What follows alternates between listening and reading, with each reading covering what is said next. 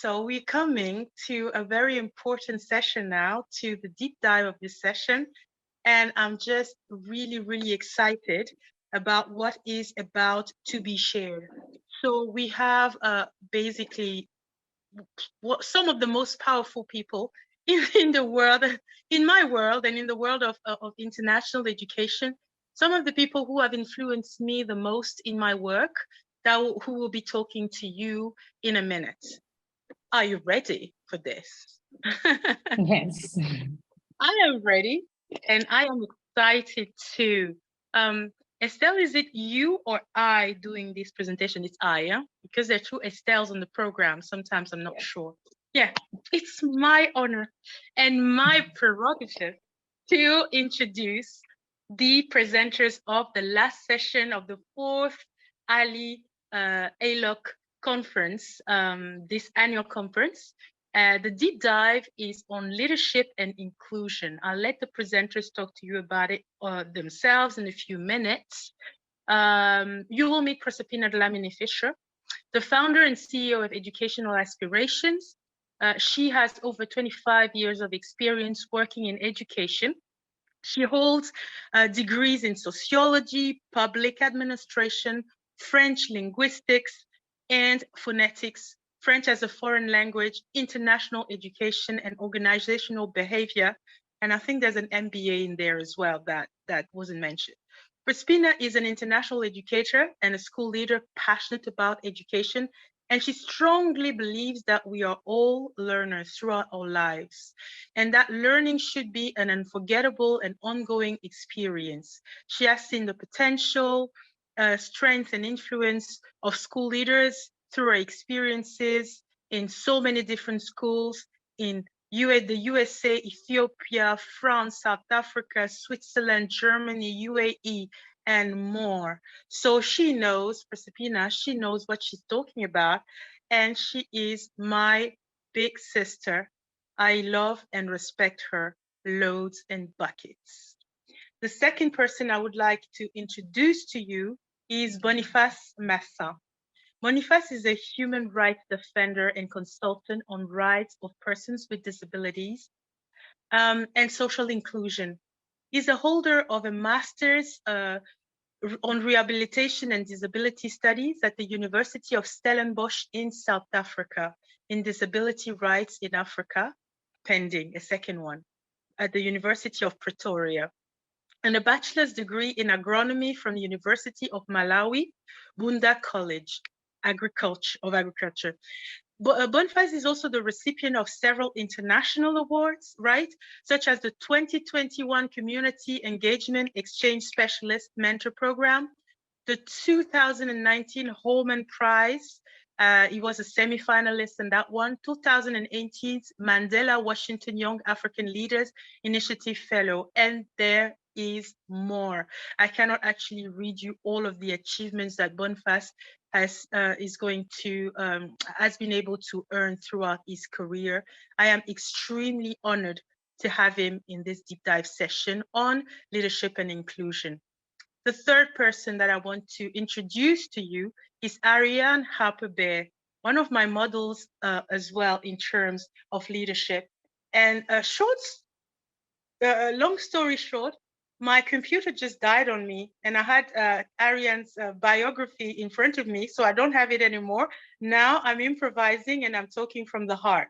So Ariane Baer-Harper is one of the most gifted leaders of schools that I've seen. I've seen her taking schools from a level of competency to a level of excellency. I always follow her, the advice of reading and leadership that she shares on the social media, because she balances out between self-awareness, self-care, and strategic planning for inclusive leadership. I really admire you, Ariane, and thank you so much for being with us today. Last but not least, I want to introduce Fidelis Nthenge. I think everyone here knows Fidelis, and that's another one. She's another one of my models, right, in international education and as an African woman. Fidelis is an example of calm and wisdom, as most of us know. I've never seen Fidelis angry or, or overexcited even though I've seen Fidelis joyful. She's a very calm person. She's a very knowledgeable person who has been supporting the work of Ali through presentations that I have been been able in turn to share within the community in African schools. So of course we know Fidelis for her work, leadership work with the IB. So enough from me. Thank you so much for all of you for speaking in this last session. Proserpina is the leader of this last deep dive session, so I'm handing it over to you, Pros. Can you hear me? Yes. Can you see me? Can we see you? Yes. Okay, good. Very good. That I can't see myself. Super. Thank you very much, Estelle. That was very kind. And it's always nice to have a little sister, younger sister that you work with, because you keep focused on the reality of what's still happening that might have been different from when you started out on this journey, but also have exchanges so that we grow and learn together. So I would like to say welcome to everyone. And I really appreciate that after such a long day, and it's been a long day, everyone is still here. And it's been such a powerful conference. I was very touched and moved and quite emotional during that last one. And I had to step away and breathe in and come back. And I started sending some text to Estelle just to shout and scream and share my rage, which wouldn't have been appropriate on the chat. But what's really exciting about being here is we're having these conversations. And what's very important as we move on is that then we have to really hold the bull by the horns and start acting, because we don't want to be having these conversations in 20 years time, actually, not even 20, probably in 5 years time. We need to have started shaking things up so that there is a difference and people are embracing the change and making sure that our students are safe. So when I describe myself, I say I'm a passionate and fierce person and love learning, education, giving voice, leadership, and of course, my beautiful African continent. Both my parents were educators before changing careers later on in life. So I guess that education bug stayed with me. As Estelle said, I've had several roles, and I'm excited to say I did start as a teacher and moved on in education. I don't like saying I moved up, because then there's a hierarchy that gets created, but I moved on and experienced other roles in areas that I worked in. And I've worked with very diverse educational and school communities in the different continents.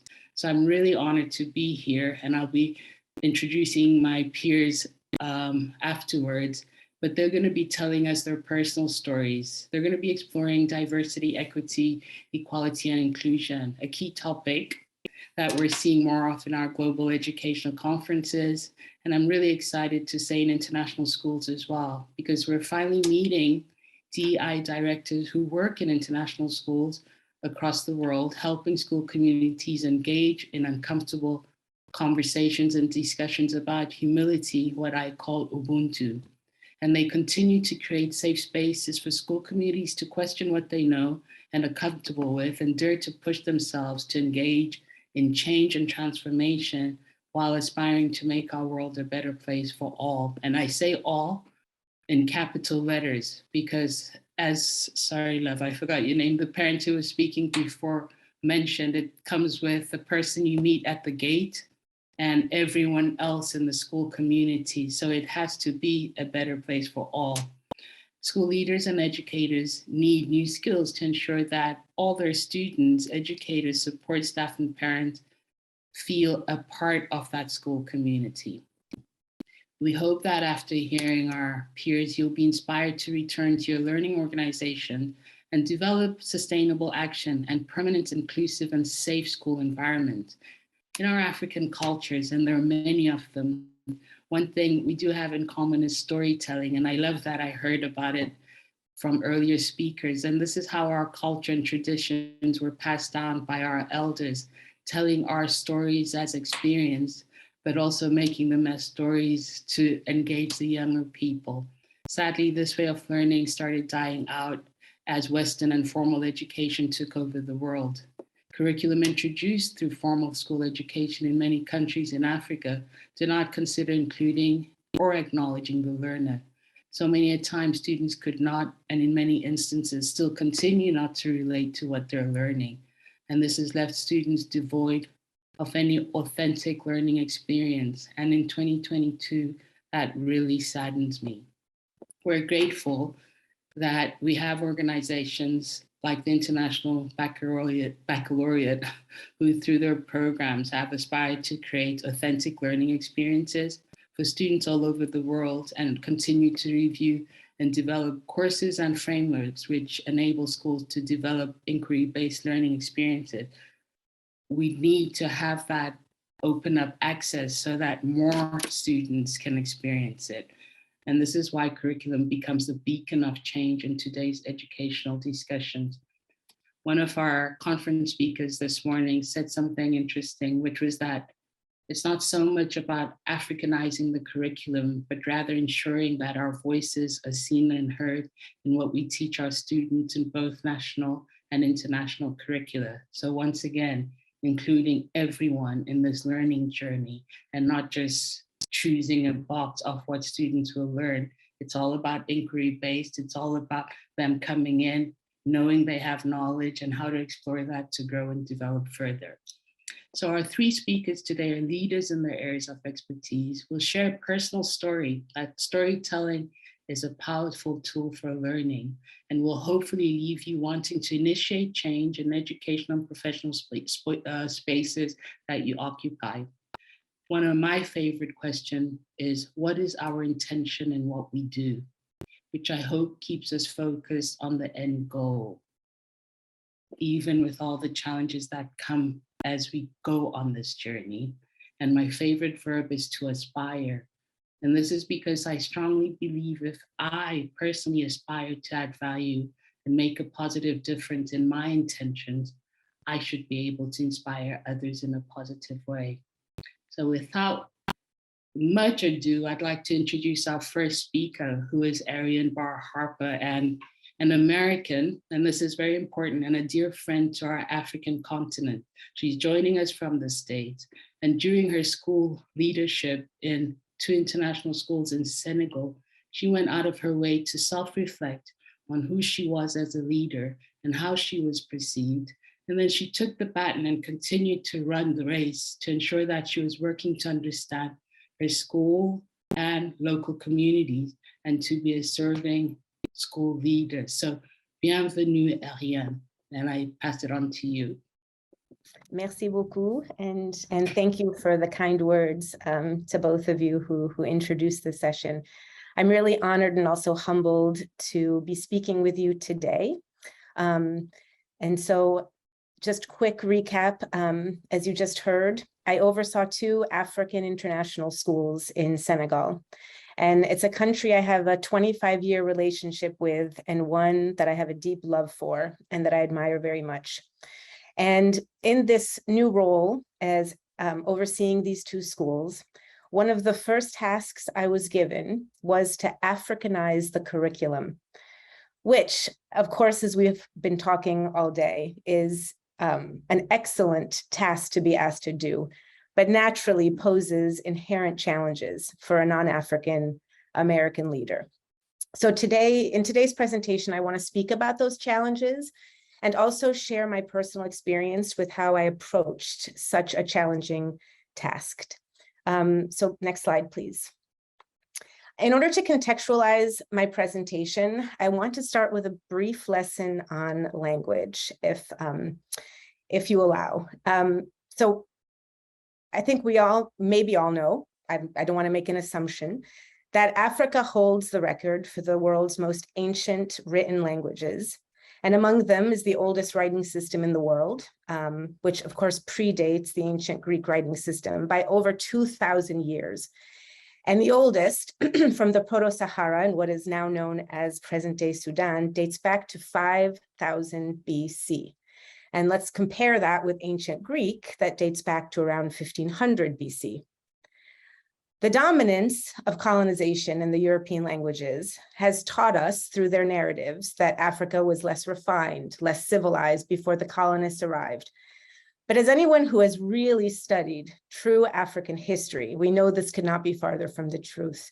And all these ancient scripts were used to inspire, for the thousands of years that would follow, all the beautiful art and literature that we know today. Because in fact, ancient Greek is based on these writings. As we know, language is power, and written language even more so, because it could be recorded much earlier than oral history and oral language. And we are still left with traces of these 1,000-year-old writings today that teach us that ancient Africa was rich in culture, in communication, long before any other ancient civilization evolved. So if we go to the next slide, the question I want to ask is, why are we still taking the power of language away by the narratives we are telling and by the curriculum we are teaching? Now, this excerpt in front of you is taken directly off a website by the Ancient Language Institute, which says everywhere on its website that their purpose is to aid students in their path to proficiency in ancient languages. But after a thorough search through their website, I have not been able to find anything about these first ancient African scripts. And in fact, to find anything on the history of these scripts, I had to do a lot of digging. And I don't remember learning about this as a student who majored in modern languages in college, who focused on African literature, and in particularly sub-Saharan African literature. And if we look at some of the things that I've underlined here, the part that really screamed to me was without channeling the stories, ideas, and norms of ancient society, things that came down to us through Latin and Greek. And this is the narrative that we are always hearing. This is the curriculum that we are teaching. And these are the things that we have to revise and we have to look at. So I'm not surprised that one of my first tasks was to Africanize the curriculum, leading schools in Africa. But again, I'm going to share with you today the challenges that really created for me, who is a non-African leader. If we go to the next slide, I picked out this quote because for me, it really resonates. I believe that we can learn a lot about schools and any community by looking at who and what is being silenced, who and what is not given power to use their voice, what is not being included in the curriculum. If schools are truly focused and interested in doing real inclusion work, then before we can understand what needs to be included, before we can talk about what needs to be included, we have to also talk about what has not been included. Without knowing the lesson on ancient African scripts and how written language was used for ceremonies, communication, and record keeping, then we don't know that we need to add it. We don't know that we must add it. For at the very least, to give students the knowledge and the learning about their ancient worlds and give credit where credit is due, to give them the ability to take pride in those innovations that have led to some of the greatest works of literature that exist today, which, ironically enough, they are forced to read in their curriculum. So before we can really talk about inclusion, we have to see what is not included. And that is not easy, because I always say when I lead, I don't know what I don't know. We don't know what I don't know. So next slide, please. When I was hired to lead 2 African international schools, where over 95% of the student population is from an African country, and I was asked to Africanize the curriculum, immediately all sorts of questions started coming to the forefront. Clearly, there is a problem that an American is being asked to Africanize a curriculum. What did I understand about Africa in the curriculum other than what I had been taught about Africa in the curriculum? So that is in itself, let's just say that that is the biggest problem that is posed. Secondly, Africa is large and each African country is different from the next. So was I being asked to Africanize or was I being asked to Senegalize the curriculum? Did such a distinction matter? That's the other question. And at the time, I will tell you in complete honesty and humility, I approached these questions badly. And full disclosure, at the beginning, I failed at answering them.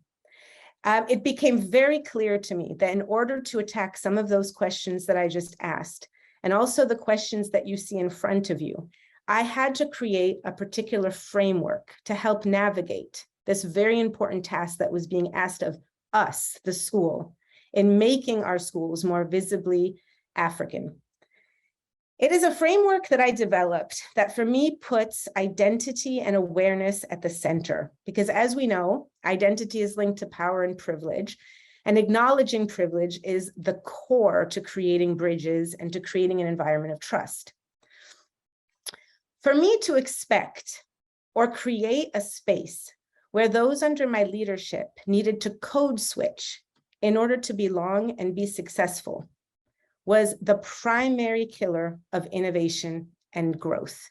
And I had to be very, very aware of this because, and this affects all aspects of identity. If we are expecting people of color, women, or other marginalized group in any school community to code switch in order to belong, then our students do not have the best representation possible, and we are immediately from the forefront killing innovation and growth of those we are leading.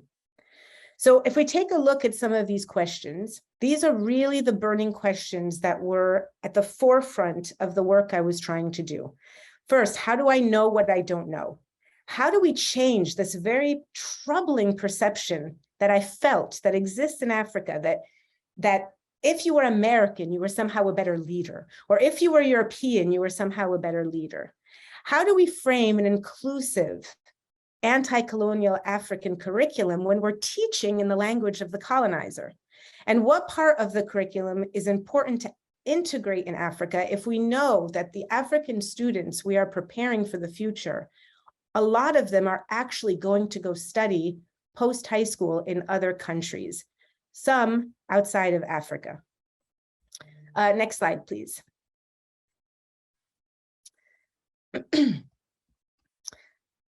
So the first step in this framework is to recognize and own my privilege. And I say that even being here today in front of you. I mean, I feel really honored, Estelle, that you asked me to come speak today, because I just feel like I'm surrounded by such powerful educators that it's almost like, you know, that movie where they say, I'm not worthy, I'm not worthy. You just, I pure humility even talking about this, because I understand that through my privilege, I am completely limited. I'm limited to fully grasp what has been omitted in schools and curriculum. And I'm limited in even understanding what somebody's lived experiences is as I'm trying to do this work. And this ignorance, as well as being not focused on who and what I was bringing into this co-creating space of curricular design, what is, let's be honest, a microaggression to my colleagues. The ignorance is a microaggression. The ignorance of not realizing that colleagues perhaps had to code switch, and I saw in the chat somebody was asking for an example of that. So an example of code switching, for example, in Senegal would have been between the two languages. That even though the faculty meeting may have been 99% people whose first language is Wolof, we had to speak in French to have this faculty meeting. So this ignorance of and creating this space was a microaggression, and I needed to be aware of it and I needed to own it. I also needed to show gratitude each and every time that this ignorance was being demonstrated, because once I'm aware of the ignorance and I see the impact it's having, then I need to show gratitude for the people who are still willing to co-create. So in another example of a microaggression that I was part of is when sometimes I would hear the parents or even other stakeholders in the school say things like, the head of school is American. She must work hard and the school is in good hands. That never felt like a compliment to me. And it was a microaggression to the deputy head, who was Senegalese, who was standing beside me each and every day doing the tremendous work we were doing.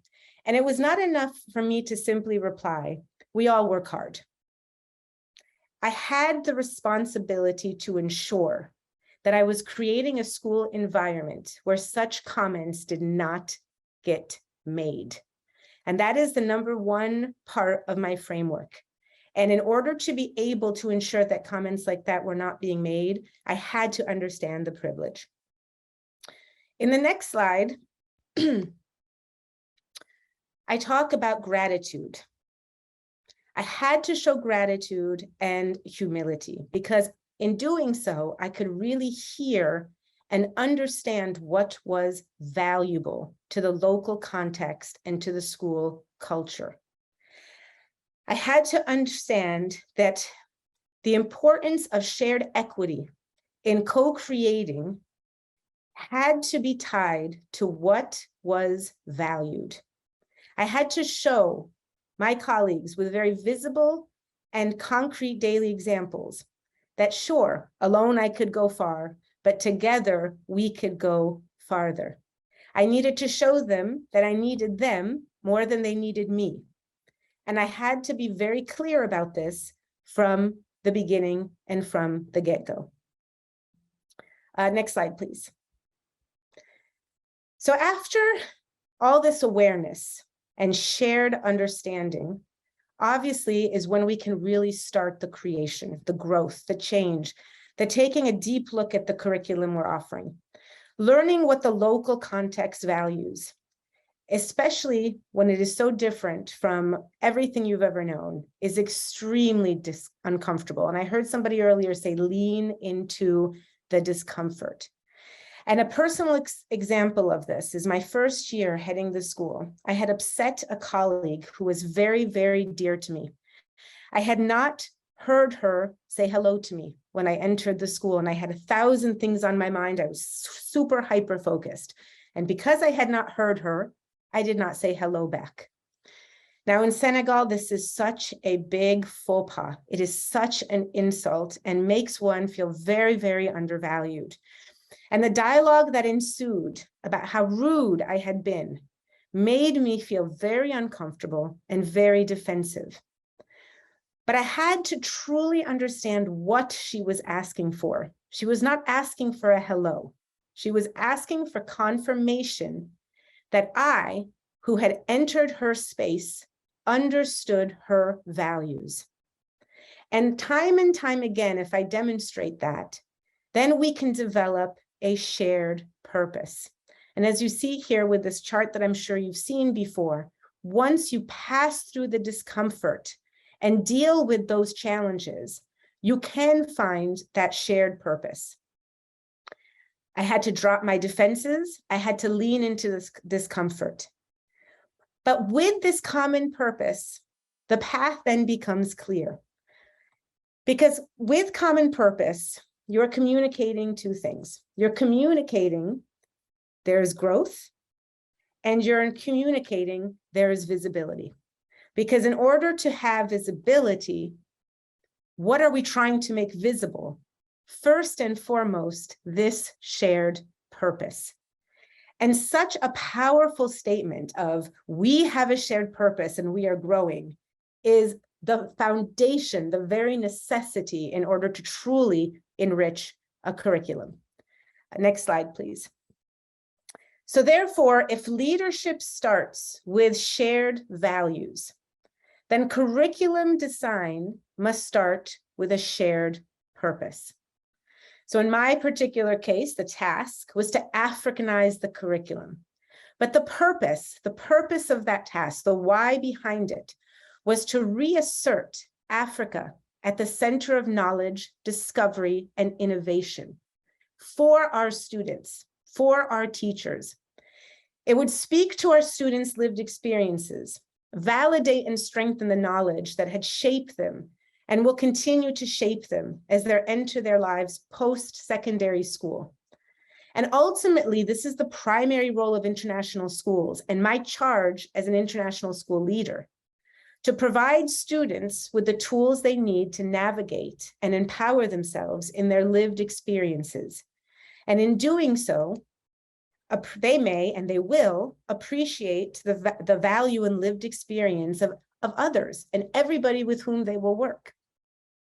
The PAIR acronym, and here to your left, you have the African PAIR. The PAIR acronym provides a model to building out a curriculum that I think is very useful when you're starting with purpose, which I think every curriculum design, of course, should start with. And that purpose must be clear to everyone. And if it is, then what we include in the curriculum has the potential to be enriching, accessible, and representative to each and every student, and in a very sustainable way. For a curriculum to be enriching, it needs to speak to the students, and they need to be able to connect with it in order for them to go deeper in their understanding. It needs to be accessible to every student who feels safe enough to go deeper. And we can only reach this level of accessibility when we have applied all the wonderful models that we've been learning all day, and where students feel they are represented, where students feel we are valuing, prioritizing, and spotlighting their lived experience. Next slide, please. And the final step in this framework is visibility. Does anyone who enters the school knows that we are looking at this deep curricular work? Visibility promotes a safe environment because it is clear to everyone and to all stakeholders that we share the same values and language, that we have the purpose of nurturing and developing this shared vision. And when schools clearly communicate through language, through traditions and events, through visuals that can be seen throughout the school, this is who we are, and this is what we stand for, then it makes it easier for everyone to feel safe enough to belong and actually do this deep work. And the next slide. If the ultimate goal is a school which feels empowered to utilize its best local resources and knowledge to truly Africanize the curriculum, then we must expect that once the shared purpose has been made clear, the leader, and in this case it was me, must step off the podium and let others lead alongside me. I mean, it's easy to look at this page and find it to be simplistic or even simply direct. But when you are in a culture that is so very different from your own, recognizing your privilege, showing humility and gratitude, and valuing what is important to those around you is not easy at all. It requires admitting ignorance, it requires admitting humility, and it requires letting go of ego and every narrative that you had been taught in your childhood by a very westernized and colonialist culture. But by onboarding others to have that vision and purpose, even if I had to wade through waters of discomfort to do so, which is minor in comparison to those microaggressions that we were talking about earlier, you enhance the curriculum, you give back the power to the students who are ultimately who we are serving, and you ensure every step of the way that your work is visible and representative. Thank you. Thank you very much, Ariane. Much, much appreciated. My takeaway from what you've just shared with us was one of your first questions, which was who is being silenced and not being included in the curriculum? I find that a very deep question. I'll be going to explore it to see what kind of answers I have, and I challenge all of us to do that. I loved that you spoke about values and you spoke about common values and common and shared purpose, but what is valued? Because what you might be sitting in your office and thinking is valued across the school, the different stakeholders might not see that. So I think this is also very important. And then as we move forward in our schools, in our learning communities, are we ensuring that our learners are experiencing an enriching and accessible curriculum. And I think that's just been the story the whole day from when we started in the morning. Whose curriculum is this? Is it meaningful?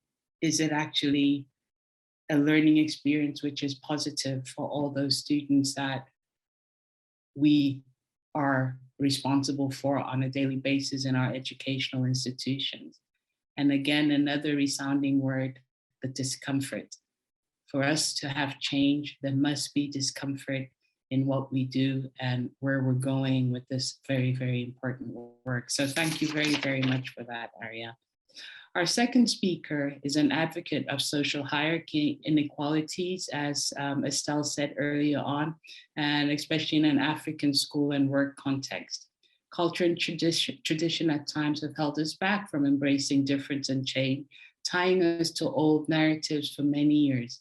Our own governments on the continent have not created enough actions and policies to equally include all children in educational institutions.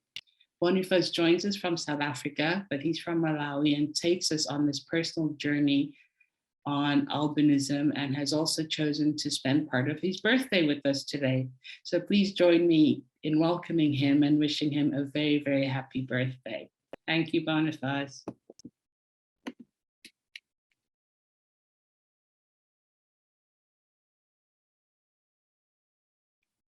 We can't see or hear you.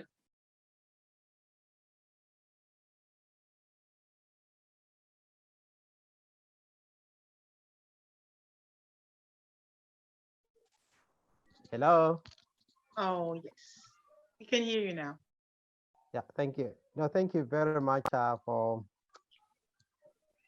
the remarks, and it's an honor to be here with you this afternoon. Yeah, I'll be also sharing, I think, building from the other presenters, I'll be sharing my story, growing up in an African setup as a person with albinism, and the challenges we face in accessing education, but also issues of social inclusion in our society. Next.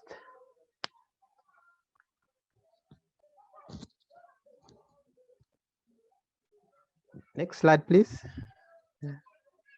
Next slide. Yeah, so I want to start by also telling my own story.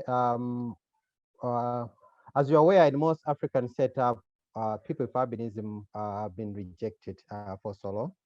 And as a result of that rejection, it has created a lot of misconceptions. It has created a lot of misunderstanding and exclusion in our society. Important, I think, from the journey that I've gone through growing up in African society, but also working in most African countries in the sub-Sahara African region, there is always a misconception around our condition, born with albinism. But what I want to emphasize and share with all of us as educators is that albinism is just a genetic condition, but there are a lot of assumptions that because of our genetic condition, we are weak and we can't grow and will die soon. But these are the things that we need to ensure that they are challenged in our society. They're the things that I strongly believe growing up in a setup where I've experienced these challenges, there's a lot that we need to show love to one another and show tolerance to one another. The other key important element when we talk about albinism is the issue of trying now to link it to issues of misconception, superstitions, and myth in our society. That has led to many people with albinism excluded in the education sector. We know, and there are so many reported cases of exclusion, right from parents not accepting us. When we go to school, teachers not understanding what to or how to support our education, how to support our specific needs as a result of our impairment. And what we all we are aiming at as an educator, as an education system, is to ensure that we have an education system that empowers us. We have an education system that accommodates us. But the big question is, are we yet there as Africans?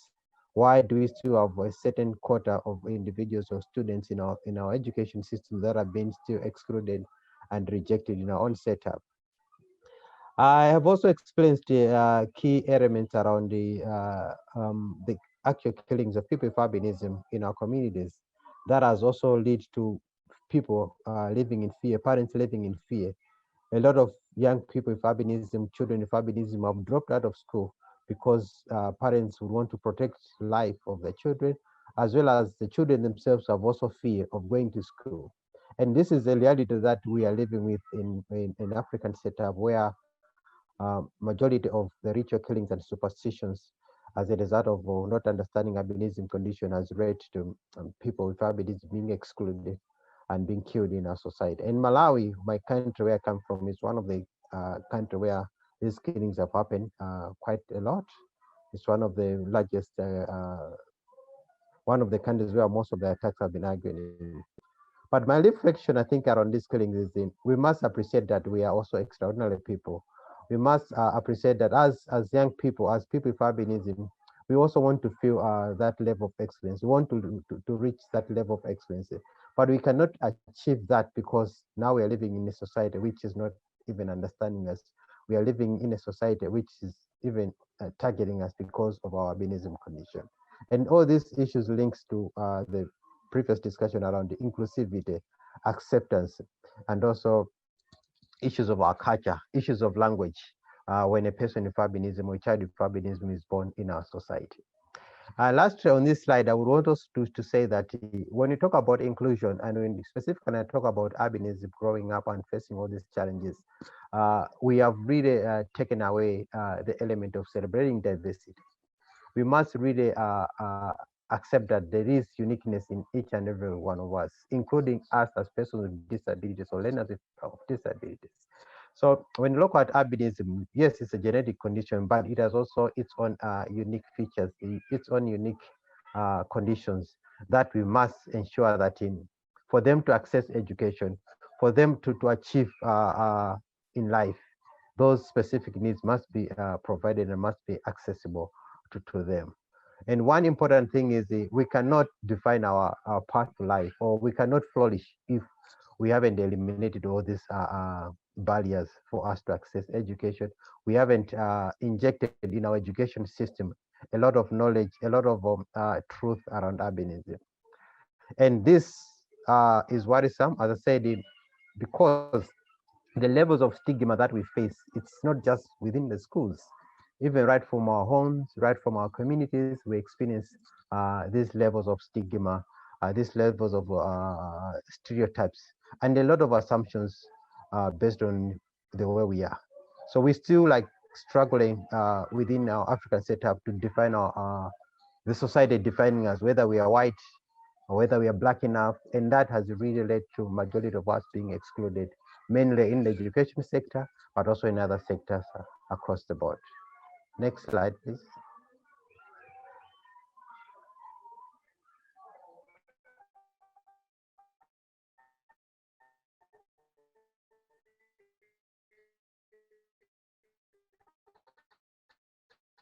So, despite all these that we need to that will achieve something in life, and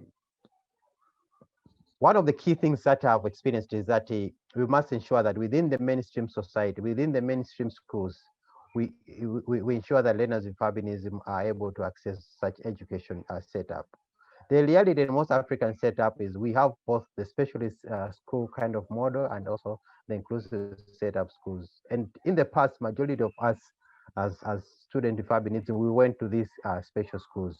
But I can assure you the level of exclusion that we face in these blind schools, it's really something that has affected the majority of young people with albinism in terms of the self-esteem. So I would recommend that we must focus on bringing learners with albinism into the mainstream school, because at least within that setup, we are also educating other learners within that environment that they need to accept and love people with albinism the way they are. The other big element is around also residential schools. Although we have a hybrid approach to our education system, inclusivity vis-a-vis specialist unit or residential schools, but most of our residential schools, they have been teaching learners with albinism Braille. But we all appreciate as educators that we have our residual side. And there is a lot of research that we have done around the residual side or vision of student feminism against forcing them to learn blur. And all these issues are more to deal with our educational system, to deal with issues of how do we ensure that this group of learners access our education.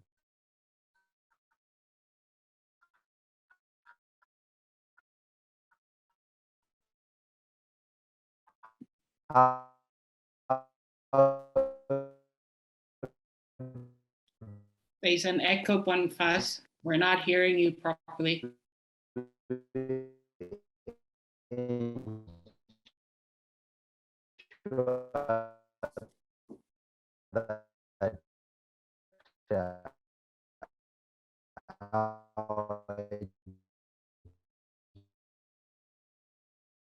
Education system specifically of labor.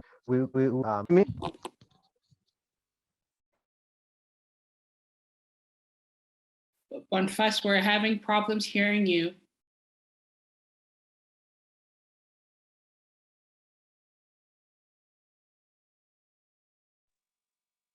Yeah, maybe we lost Boniface for a while, for a little bit. He did warn me that he might have connection issues.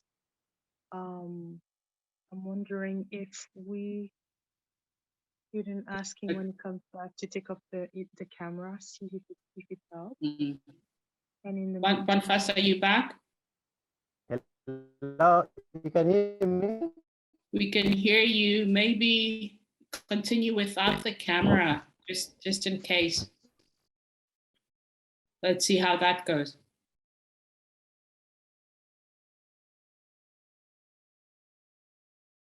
We can't hear you anymore. Hello. Yeah, this was good.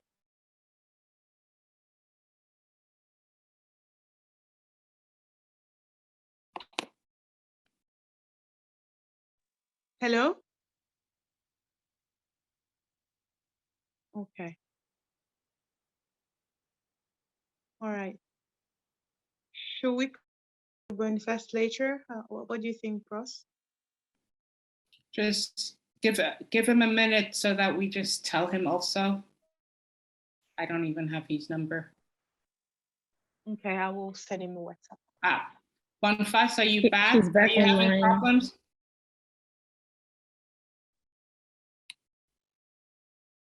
Oh, c'est dommage. Hello? Hi, Boniface. Hello? Yeah, I think my network tripped off. Is it back full time now? Hi, you can hear me? We can just hear you. Yes.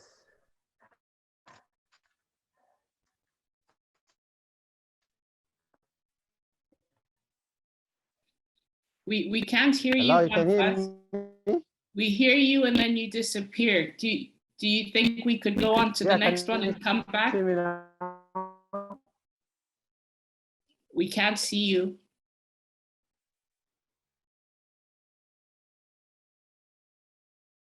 Should we go on to Fidelis and then come back to you afterwards, Boniface?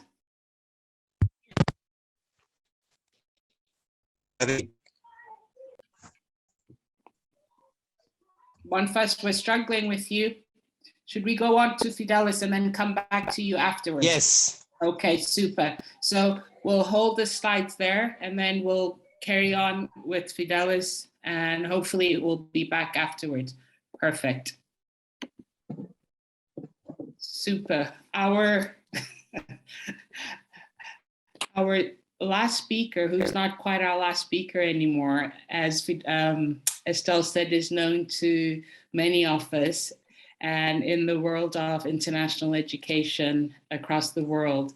Fidelis Nthenge is a school leader and leader in international education, which are two different things. She's an advocate for diversity, equality, and inclusion in educational spaces, and she too has a personal story to share, highlighting challenges and successes in school leadership, and how, with a more focused intention to include, diversify, and to educate our students, teachers, parents, and school leaders on transformation. I've known her for many years and have great love and respect for her, and know that she always asks the tough questions and never stops challenging us to be lifelong learners in our practice, and is a voice for student agency. And she also feels that it's always about all the students in national and international schools. So dear Fidelis, karibu. Asante, Proserpina, thank you. Can you hear me? We can, dear, thanks. Okay, so when Estelle asked us to present in this conference, I could have chosen to present on other things, but I thought classroom teaching is the first in impacting students' outcomes and life in the school. And the second thing that is so powerful in impacting our children is leadership, the leadership we have in the school. And especially more, this is so important for us in our African schools.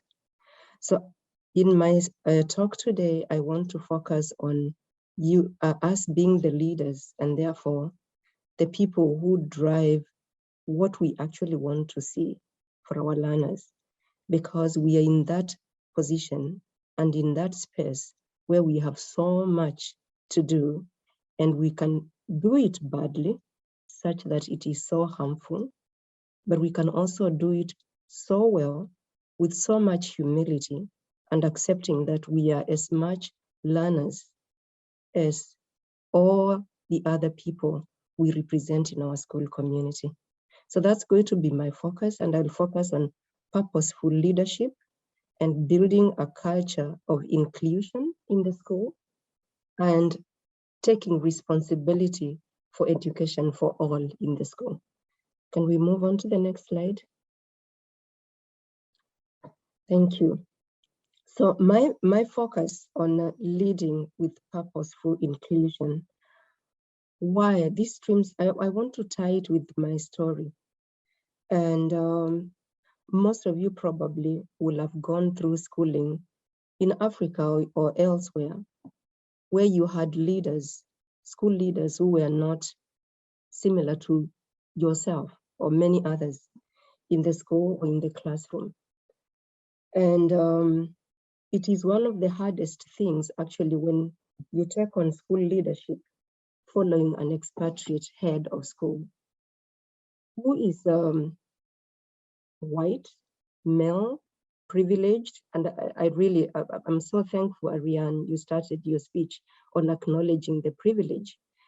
And you come in as a Black woman to take on that position. And this is where my school leadership story started. Took on from a white male, very privileged man, but so grateful to that person because they gave me the opportunity to be a leader in a school that I don't think I would have ever been if I never gave up, if I never brushed away some of the comments that were passed on to me. So the one thing that pains me and at the same time gives me so much joy is that I had overheard a discussion from my previous leadership that they were having in the office. I was waiting to get into the office, and after that, I actually chose to walk away from the office. I had overheard a discussion where this school leader said, it is a pity that she is Black and she's a woman. And that phrase actually has kept me going. And I'm never scared of taking the position of being comfortable wherever I am, whether people acknowledge it, whether people want to accept me, but wherever, whichever space we are talking about education and talking about children and how we will have impact on those children, I choose to be comfortable. And I went on to take on leadership from this particular person. And you can imagine how much I had to work, how many more hours in a day I had to work, and how much I had to justify my leadership. And therefore, I'm calling upon all of us to know that we have a responsibility of leading with purposeful inclusion. Because from that time, I reflected on every other teacher who was in that school, our other non-teaching staff, who were kind of non-existent anyway in the school, because we were in a school of quite wealthy parents who could afford the foreign curriculum, the international baccalaureate. It's not cheap. It's an expensive curriculum. Yet I depended so much on the local teachers of that particular country to bring out the best from these children. And when I look back, I think of how then do we promote the voices of the underrepresented people in our school communities? And I think as leaders of schools or leaders in education, we have a very heavy task that we have to regularly evaluate our own understanding of the community that we lead. Because there are so many who are underrepresented, there are so many whose voices are not heard, and they all have something to offer. And therefore, we have to consciously continue reflecting and nurturing and promoting the talent that we have in our school communities.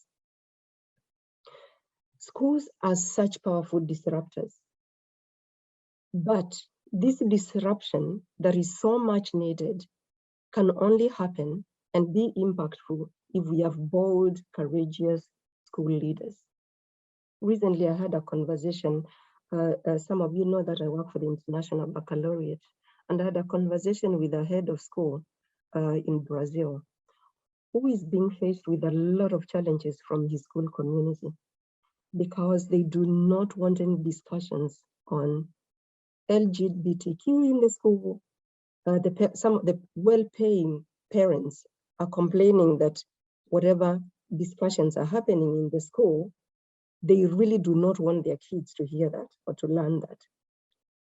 So you can imagine that kind of exclusion and how difficult that head of school finds themselves in a situation that they're responsible and accountable to the board.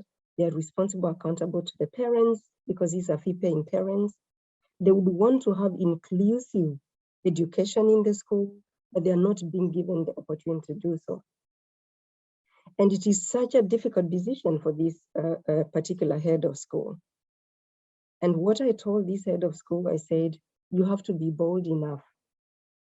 It is possible that you have family responsibilities that cannot allow you to take a step forward and be firm with these parents and say, all children and the entire community of this school have to be included. And we have to lead like that. And it was very difficult for this head of school, just as it was for me when I took over and parents would walk into the school reception and ask to see the head of school. And every time they were brought to my office, they would ask whether I am the executive assistant to the head or what was a mistake the receptionist was making. And that would follow very difficult conversations. And there are times I said, feel free as a parent to take your child away from the school. I fully understand. It is fortunate that this school has made the change and we have a black head of school. And this is what I shared with this head of school. I said, it's a bold decision for you to lead with inclusion. It is a bold decision and it's a difficult situation for you as a head of school. But would you rather be that bold, make sure that there is inclusive leadership in your school, or would you rather lose the children who look up to you, or even the teachers who look up to you? or the non-teaching staff who look up to you? Would you rather do that? And how can we then change the mindset of the community that we represent? It's very difficult, especially in Africa, because our African parents, I don't know about the ones that you have interacted with, but especially the ones who can afford to pay for education at a good rate, there is a misconception that their children must be taught by people who pronounce English words in a certain way, who have a certain demeanor, and more often than not, teachers who may not be coming from that particular country. And therefore the children are confused. They have teachers in class who don't look like them, and the only people who look like them are either the security guards, the cleaners of the school, and a few other teachers probably who have been schooled elsewhere and who can pronounce English in the right way, or French in the right way, or Spanish in the right way. How can we change the mindset of our African parents? Because we are responsible for that. But more so as a leader of a school, how do you ensure that you're recruiting and nurturing from within? Because you're a role model to those people you lead. How do you build that talent? And therefore, how do you ensure that there is equal agency in the school? What about having the humility of actually promoting reverse mentorship in the school? Have you ever thought of actually having some of the young, amazing teachers, like we saw Rama today, being your mentor as the head of school, as a school leader? Because there is always something we can learn from. What about even mentorship from your own students? Personally, I mean, I'm a mother of 5 children. The amount of learning that I have received from my own children is a lot. They're of a different generation. They have so much to offer. I think each of the school heads would probably benefit from having some of the kids or some of the younger teachers in the school as their mentors. Next slide, please. And therefore, as a school leader, you are actually responsible for building that culture of care and respect in your school. And building a culture where people feel trusted, safe. We talk about creating a safe learning environment. So I'll borrow from one of my children, one of my kids who go to an international school. I live in the Netherlands. And this child, one particular time, was followed by one of the leaders of the section of the school. And they requested to search their bag because they thought that this child must have been involved in something that had happened in the washrooms. But unfortunately, my child had only gone to the washroom after some boys who were ready to give a hard time to the school. But those boys were let go because they were of a different color from my child. And instead, this school leader went on to ask my 14-year-old child to search their bag. First of all, how do you think my son felt in the school? And this is a school leader. After the school leader searched the bag and did not find whatever they were looking for, they went ahead to ask my son to put his hand in the trash bin in the washroom and pull out whatever his teacher was looking for, the leader was looking for. The leader was looking for something that she thought that my son must have been involved in, but it had been the other boys who had done that. So you can imagine how my child felt. Already, this child is in a school where they are so underrepresented.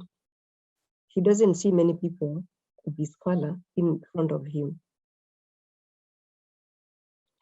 And to borrow on that, can you imagine if you were ever invited to give a speech, say at a graduation ceremony or an education festival that is happening somewhere, and you find that your name actually has been misspelled in the program.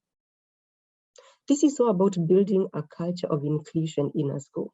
And what responsibility as a leader do you take? So do you really know the people that you lead in the school? Have you built that culture where my son could have actually stood up and told this lead teacher, it wasn't me, it was those boys. And this is exactly what they did. But because a child did not feel safe and will never be trusted anyway, because he just happens to be the wrong color for that particular person anyway, they chose to go ahead and do all the trash that this leader was asking. So do you know the people you lead? Do you really feel that they're well represented? Are you creating that culture in the school where everyone feels cared for and respected? Or do you actually have people in your school who have to leave half of themselves at the school gate and bow down, look down to behave in a certain way in your school so that they can fit in the school? And these are people without their voices. Who is responsible for building that culture that these people all feel well represented in the school? I think the school leader has a huge responsibility, because providing that leadership will only empower the rest of the people in the school. Why? Because you are not the only leader in that school.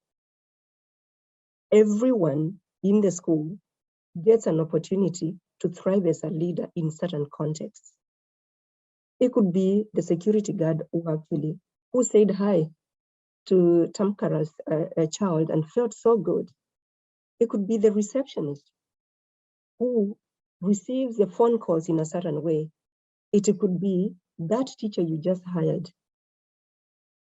They do not have to leave half of themselves behind so that they can feel appreciated, cared for, respected. But that culture can only be built if we deliberately as leaders take on the responsibility of creating that. Creating the environment where every child in the school, in the classrooms, can realize their full potential. As a leader, we have to facilitate that ourselves. Each and every single employee in the school can do it if we build that culture. And then we'll not have those unhappy kids who feel that they're never heard. And anyway, what's the point of talking, because they will not be heard? Next slide. So my motto is that you are responsible for the education in the school, and it's education for all.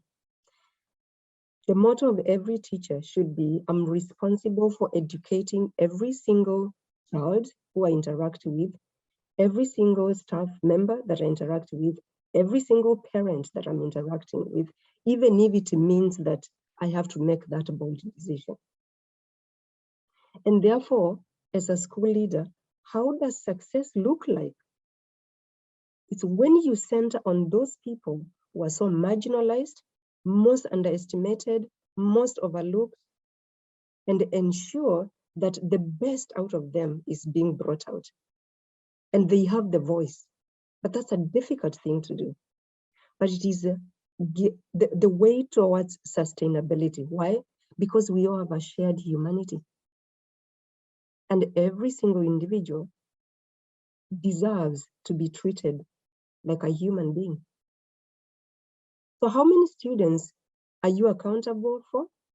How many members of staff are you accountable for? The accountability is for all of us, but it starts with the school leader, because we have to lead by example. So a simple thing, how many of us know each and every single person in our school community? You may not know all the parents, but can you imagine how good it is for you to know all the students in your school, to know all the teachers in your school, to know all the non-teaching staff in your school, and call them by their names. And if you don't know how to pronounce their names, ask them how to pronounce it. If people can pronounce Schwarzenegger, this is always what I say, everyone should be able to pronounce our names. And every leader must be able to pronounce even the most difficult name in your school. It could be a music stanza, it could be whatever it is. Why? Because that gives people the feeling of, oh, my identity is actually known in this school. And there are those little things as a school leader that make the difference and that ignite that power in those people who see you as their leader and they look up to you. And that means that you do not want to have anyone in your school community whose dreams or aspirations have been thwarted in a systemic way. So it means we have to be leaders who are also systems thinkers. So we have to build those systems that will bring out every individual in the school to be heard, to feel represented, to celebrate, to be happy, because we have a shared humanity. Because we are leading for all, and we have to build that culture that perpetuates equity, equality, and quality. And in Africa, we already have the access to education, whether it is through the public state system or whether it's a private system. But what is more important for us to be different kind of leaders in our own context, in our schools, is to ensure that equity, that accessibility, that equality is also coupled with quality. Because I'm assuming that if you are this leader who reports that we have 80 nationalities, people in our school speak this number of languages, we offer this, I'm assuming if you have already invited that diversity, inclusion, and a sense of belonging, then you want to bring everyone into the fold and make sure that you are leading with equity, equality, and ensuring everyone has access to quality. It is a huge responsibility, but it is doable if we are humble enough to remember that we are as much learners as the people we lead in every context. So let's all be systems thinkers. And if we are not, we start small, because you want to create those systems where agency for everyone reigns. Thank you.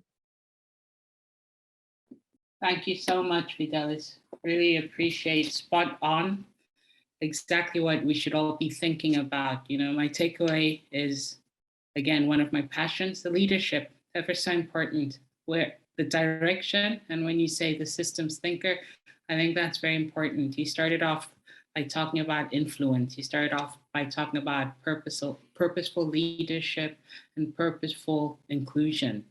And if our leaders in any learning environment don't realize that it's their responsibility to build a culture of inclusion, then we're lost and we're not going anywhere, because there will always be these issues that will keep perpetuating themselves. So it is the responsibility of the leadership to ensure that children are not bullied, are not scared, are not made to do uncomfortable things.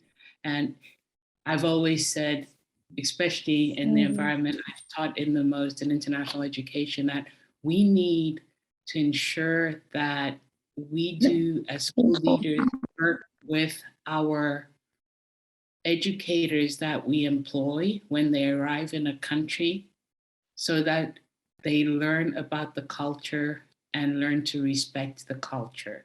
We also need to ensure that we're educating our parents, so that not because you're paying money that you can say disrespectful things, but as leaders, you have to have the courage to say, no, this doesn't happen in my school, exactly what Fidelis said. And if you're not happy with that, then maybe you need to find another school, because it comes back to the values and the mission and a common understanding across the whole school. So thank you very, very much. And again, all members of the school community need to feel safe all the time. I'd like to go back to Boniface, if you're still there, please, Boniface, to see if you could finish your presentation. And hopefully we will have a few minutes to have a few questions at the end and have the speakers answer some. Are you there, Boniface? Yes, I think I could quickly do that. You can hear me? Yes, we can hear you. Okay.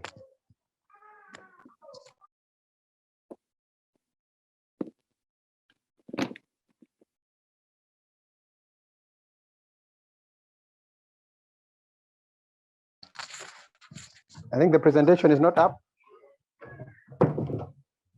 I have the presentation. We must go back to Boniface.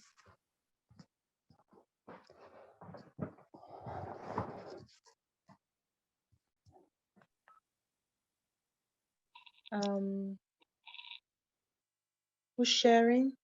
Is it? It was Kevin who was sharing. I'm sure he's probably trying to find the right spot. Okay. Rama, you still have the possibility to share? Yes, I'm happy to share. Hold on. Thank you so much. You can maybe start Boniface. Yeah, no, my apologies for the internet. I think I was almost like concluding. I wanted 2 slides. Okay. Yes. So I'll put my camera off because maybe the internet again may drop off. Yeah, I think just to say, next slide, please. Yeah, just to conclude from my discussion was to say, generally, when we talk about access to education for students with albinism across Africa, there are so many barriers that we need to deal with.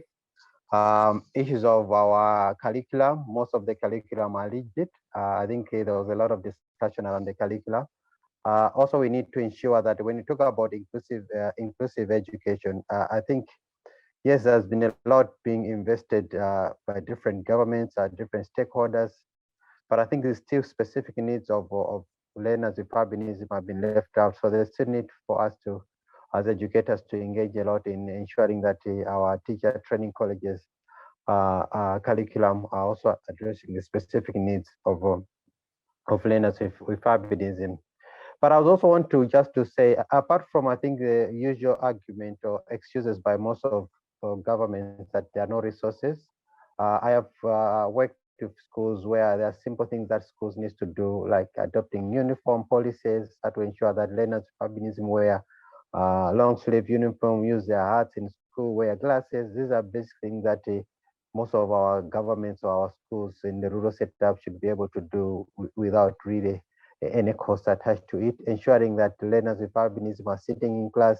Because the reality of most African schools, you may see that there's only one learner with albinism in that particular school, and it's easy to provide support for that particular student, allow them to sit in front, but also giving them extra time. Next slide, please. So in conclusion, those are just to show you some of the education materials that we have done, and they just showing positive exposure around the stories on people with albinism. The last slide, please. Yeah, so in conclusion, what I wanted just to share with the conference is that, yes, as people with albinism, in terms of access to education, there are a lot of inequalities that needs to be dealt with. But also, generally, there are some highlight issues of attitudes there in the society. As I said, how do we ensure that our curriculum addresses the specific needs, but also ensuring the basic education policy need issues or policy provisions provide specific needs of learners with albinism. Issues of oppressive social arrangements. Now we're talking about issues of COVID. As I said, the ritual killings, the superstitions and beliefs already pushed away majority of learners with albinism to access education. Now we're talking about the pandemic. Also ensure talking about the education system itself not accessible, education material not accessible. All these are elements that they need to be eliminated within the education sector to ensure that learners with albinism access education.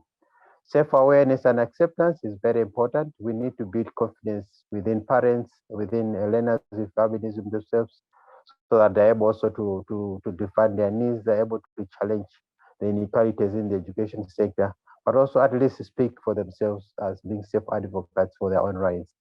And finally, I think I would want to share, I think, an issue for intersectionality. In most areas, I think when we talk about access to education and the people with disabilities, we always talk about issues of well, the different types of disability. But for people with albinism, we also need to have the different layers of stigma and discrimination that is there within themselves. They could be, we are male, we are female, but there are other layers of intersectionality that I mentioned about our skin, our vision, our beliefs in the society, just that are more beyond just looking at areas of being a woman or being a girl with albinism in the education system.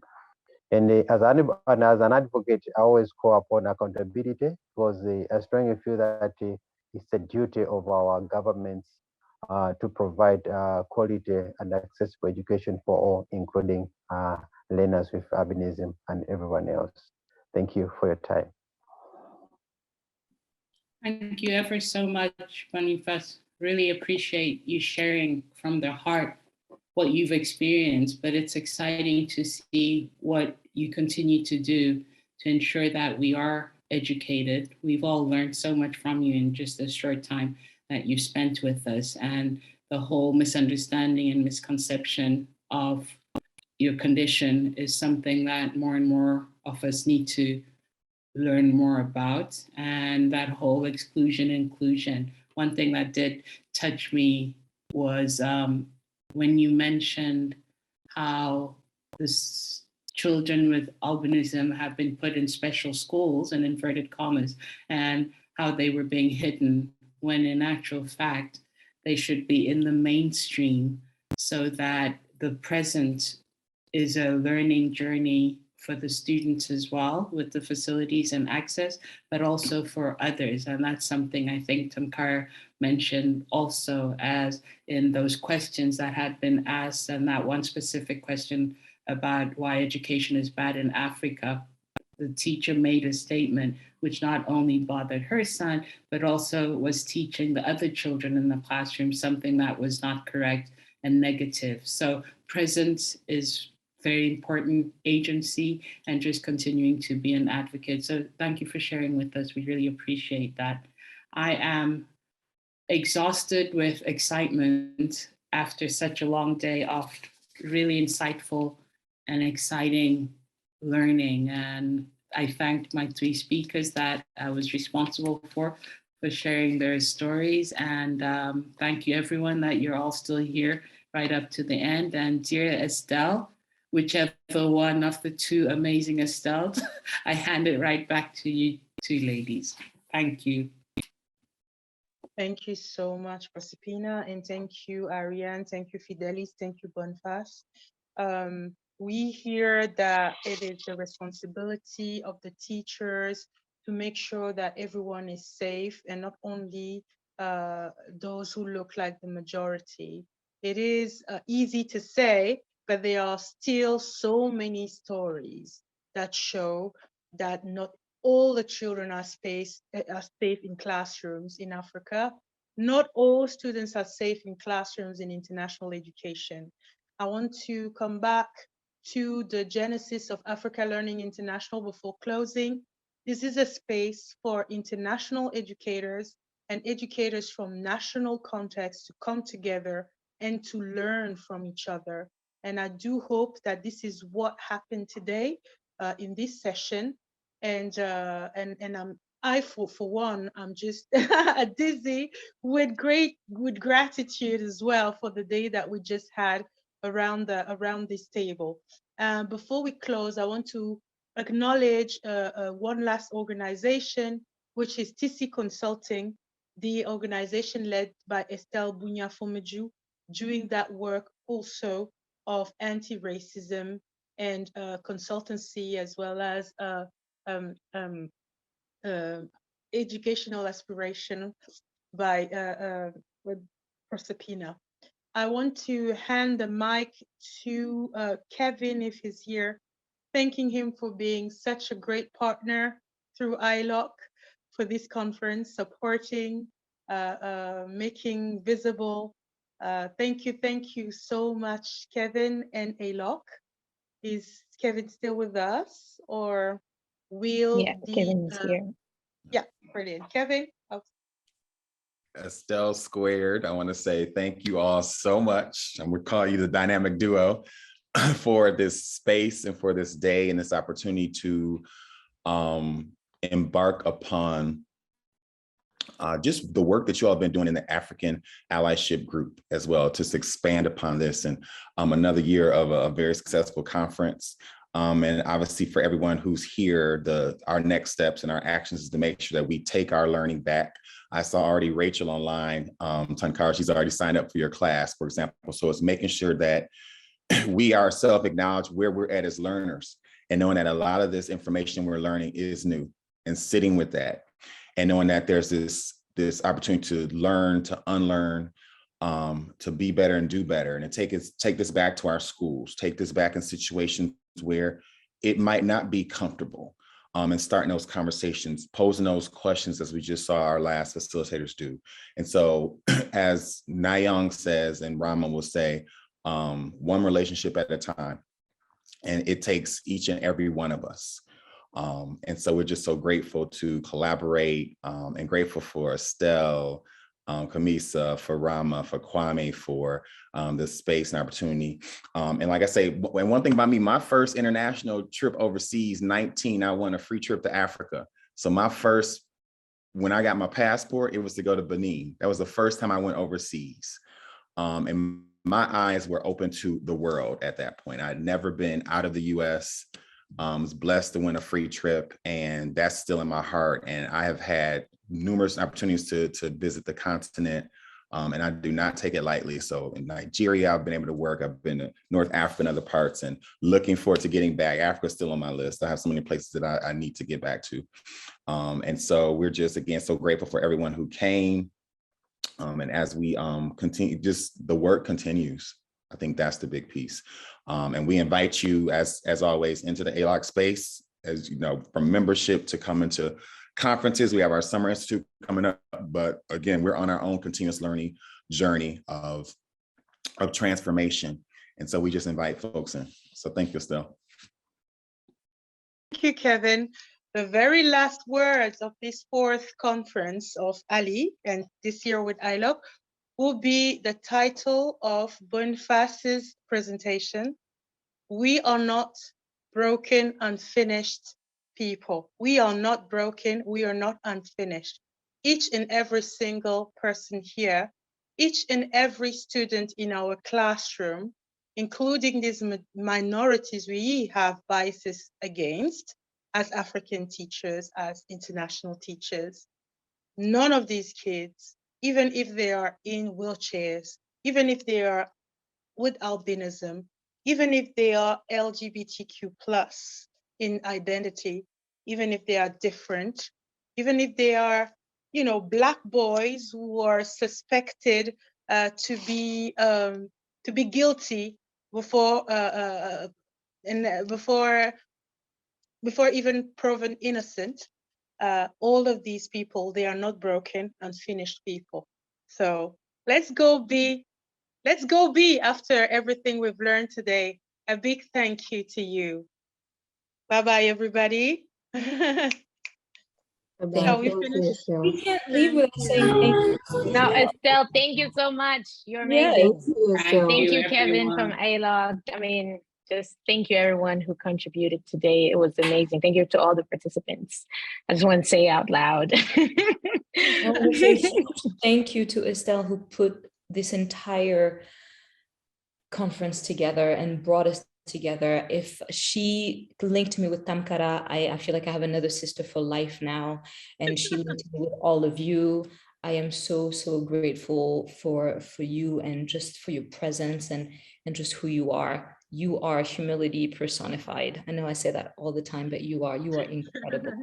Thank you, Estelle. Thank you. Amazing. Oh my God. Oh my God. So many blessings. Thank you so much. Take care, Enjoy everybody. them. Enjoy them.